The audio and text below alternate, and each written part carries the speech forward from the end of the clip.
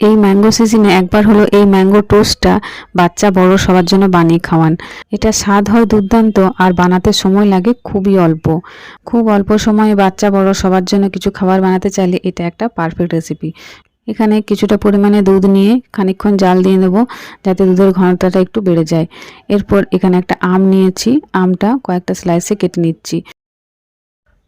প্রয়োজন মতো আমের টুকরো নিয়ে নিলাম। এরপর এখানে দুটো স্লাইস পাউরুটি নিয়েছি। এর উপরে আমের টুকরোগুলো ভালোভাবে ছড়িয়ে দেব। তারপর এর উপরে আরও একটা পাউরুটি রেখে দিলাম। ভালোভাবে পাউরুটিটা বসিয়ে নেব।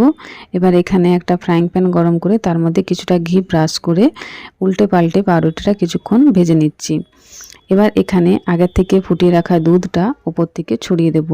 বেশ কয়েকবার এপিট ওপিট করে দুধটা ছড়িয়ে দেব এবং কিছুটা হাই ফ্লেমে এটা ভেজে নিতে হবে। একদিকটা তৈরি হয়ে যাওয়ার পর অপর দিকটা খুব ভালোভাবে দুধটা দিয়ে দেব। এবার গ্যাসের ফ্লেমটা একটু বাড়িয়ে 1 মিনিটের মতন সেঁকে নিলে তৈরি হয়ে গেল ম্যাঙ্গো টোস্ট। খুবই অল্প সময়ে বানানো এই টেস্টি ম্যাঙ্গো টোস্ট অবশ্যই একবার বাড়িতে বানিয়ে দেখতে পারেন।